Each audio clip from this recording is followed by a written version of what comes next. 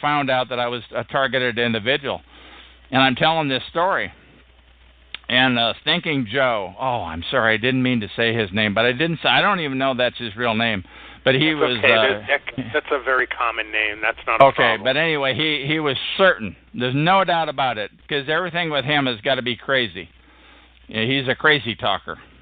So it had to be coming from the satellites. No doubt about it. Now that is coming, he probably knew the satellite number and the frequency that it was coming on.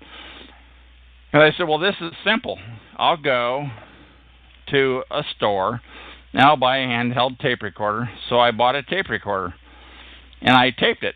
So when I heard this scratch, tap, tap, tap, tap, tap, tap, I taped it. I taped it like 5 or 6 times. And then this one night I was doing my call and I played the tape back, you know, and I never heard any more about it from Filthy Joe. I never heard any more about it from him, you know. But that's the thing is, you think these other calls here on TalkShoe, they sound legit, you know, except then they start talking about it's coming out of the frequency is coming out of the satellites, and that's what's making that tap on the wall. No doubt about it. You know, crazy talkers. That's what these calls do. I'm telling anybody who's listening to me right now, the chances of you meeting another targeted individual are slim. And the one thing, you have to look at what the other targeted individual has to lose. If they have children, if they have a job, if they have assets, if they have transportation, a mortgage that they got to make payments on, that's a lot of stuff to lose. And so if you think you're just going to team up with somebody and they're going to remain pure, you know, if it comes to choosing between, are you going to sell out you, or are they going to sell out, or are they going to remain true to you? In other words, I think I'm making myself clear. They're going to sell you out. So it's tough. This targeted individual thing, it's tough. You don't know who to trust. Did I make myself clear on that? You've made yourself clear on that, absolutely. Okay, what else do you want to know? There's not much else to say. I have to say I feel kind of sorry for you, Chuck. I mean, I don't feel sorry for me. I don't feel sorry for me. I'm having my heyday right now. This is great. I've gone live with my name, Chuck Langenberg. I've gone live with my real name. You're giving me the interview of a lifetime. You're probing. You're asking tough questions. You're getting ideas, I think, from the chat room. I think News Guy would have done a better job. I have to kiss his ass on that, but whatever.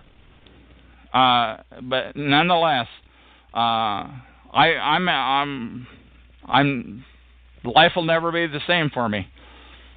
Okay, and I'm not unhappy I want to move on. I'm not unhappy. Some other questions. The Catholic Church, you attended, I believe, and you follow the doctrines or whatever. I don't know religion, so I'm not going to say, whatever doctrines are. Anyway, the question is, could it be possible that the Catholic Church targets you for some reason? I believe I believe every church targets people, and I believe it is really not. That's a good question. I'm glad you asked it. I believe it is. I believe it. I'm certain that it is happening in the church that I go to, right here in downtown Vancouver, Washington, USA. I'm telling you that that my priest. Here we are. What I say the date was. I think it was late July, early August of 2013. Here, he went on vacation, and so we had some different priests that rotated in. That part of being a Catholic is that you receive communion, and you have your choice to receive it on the palm of your hand and put it in your mouth, or to receive it on the tongue. And I've always received it on the tongue, like 98% of the time. But here in the last month, and I'm telling you, I'm not making this up, and I'm not exaggerating, and I'm not. Is that in the last month I've had my tongue touched? My tongue touched. Do you know what that's? How amazing that is? You know that half of my life I've attended church. The other half I wasn't going for various reasons or whatever. But I got back in 2006. Went back to church anyway. I have never had my tongue touched while receiving communion, and I have had it happen 4 times now, by 3 priests and 1 lay minister that dispenses communion. I've had it happen. I'm telling you, I realize my name is Chuck Langenberg. I am a church-going Catholic, and I'm telling you that it happens. Now, I'm telling you, now some people are going to hear this. Probably the priests that did it, the ones that did it, and the lay minister that did it, and they're going to say, "Oh, he's nuts. He's making this up." But I'm not going to say who they were. But I'm telling you, in other words, as they put the wafer on your tongue, they touch generally the left side of my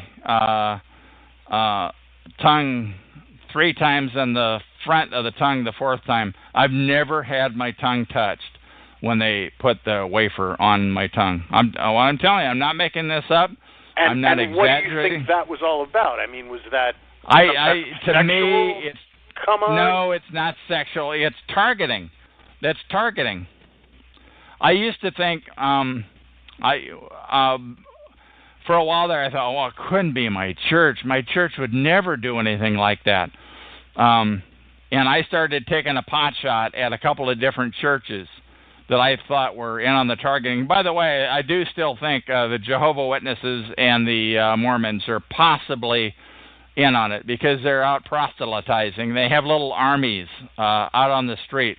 I believe there's something going on there. Have you had any experience with Seventh-day Adventists? No, I haven't. But can I continue? Can I continue my story? Yes, I can ask one question in between. But yes, you can continue.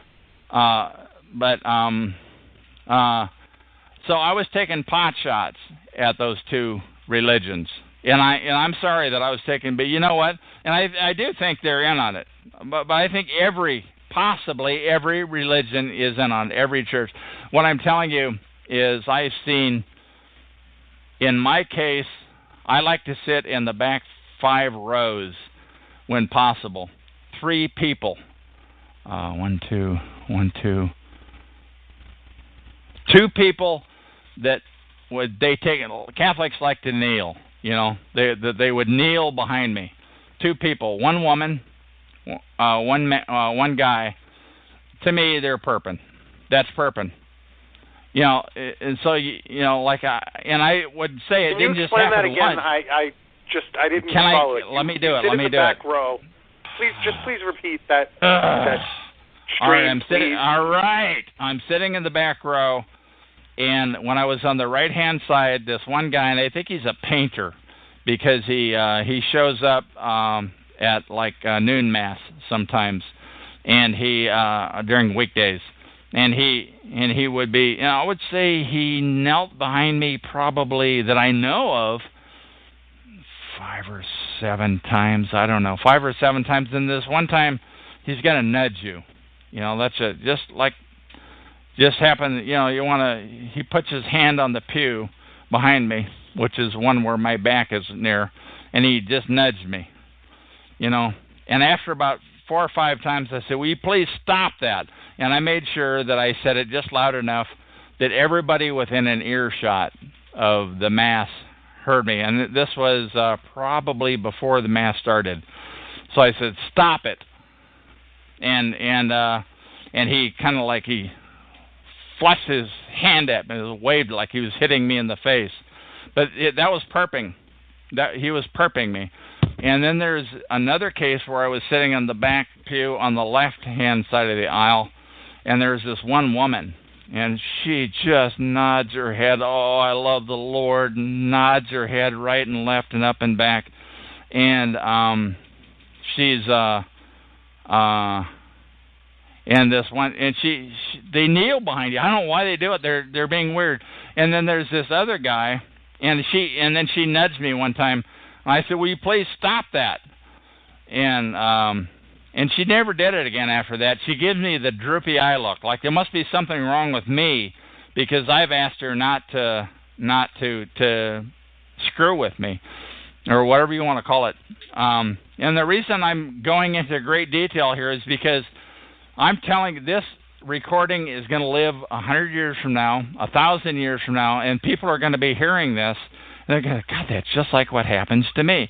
And then there's this other guy. He stands about 6'4", and he's an usher. And I saw him doing it to somebody else one time. He's kneeling right behind him. Why would you do that? Why would you kneel? It's not a protocol that I have never heard anything like that. And then there are 2 sets of 2 ushers. By the way, I think the perps hang around in twos. Almost always the perpetrators hang around in twos, whether it be in a church or whether it be out on the street. They're in twos. And this one bozo, he hangs around with another guy. They hang around together, and they're screwing with people. Another one is, like, I was sitting on the left-hand side of about 3 to 5 aisles up one time, and I was sitting on the left-hand side, and some guy, and he's standing he's an usher in the church, okay? And he's standing there clicking a ballpoint pen, click, click, click, click, click, just constantly clicking it. And, he could have been doing that because he was weird. He could have been doing that for somebody else that was next to me. I don't know. And then I had somebody else participate in that who was also an usher. Now, where they got their marching orders from were the priests that touched my tongue as they were dispensing communion to me, or where these ushers, 2 sets of 2, got their marching orders from. I don't know. I don't know where they got their marching orders from, but I'm telling you, it's happening in my church, which is a fairly large church. I think it's happening in possibly every church. I don't know that. Why would I know that? I'm not in the need to know that. And I wouldn't say just because I've seen a number of people that have participated in my church harassing me, I don't know that I've seen them all. Maybe there's more. I don't know. Maybe there's twice as many. I don't know. How would I know? Here you go. What do you want to know there, P. Demsky? Why don't you go to another Catholic church? They're all over the place. Yeah, I know they're all over the place. I don't feel like it. I live here in downtown Vancouver. I go to this one. It's not about me, by the way. It's not about, at this point, it's not about me. It's about, I want to get the word out about organized stalking of targeted individuals. I'm telling you, I know who this female lay minister is. I know who these priests are, if they come back or whatever. I'm going to know who they are. And I know they're perping, I'm telling you. And by the way, there was one other event in the church that I go to. This one day, typically, you kneel as you're receiving communion. Typically, you come up in there's 2 aisles, or there's 2 rows of people. The people on the right row go to the right side of the rail. The people on the left row go to the left side of the rail. And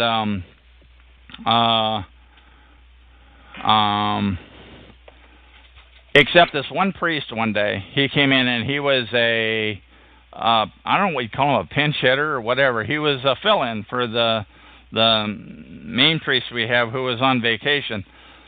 And he said, well, today I would like you to stand in 2 aisles. Just come up and I'll hand it to you doing it this way. So this one lady, by the way, and she was one, and I hope I'm making it clear, and if I'm not making it clear, let me know, P. Demsky, please. She was the one who was kneeling behind me. So she was perping me. No doubt about it, she was perping me. And had to nudge me. Okay, and so she was, I would say, ahead of me. There was this couple with a couple of small girls, and ahead of her was this lady. And she did something like she wanted to put it on her tongue, and so I don't know if she bit him or she licked him or what she did. So what the priest did is he handed the chalice to the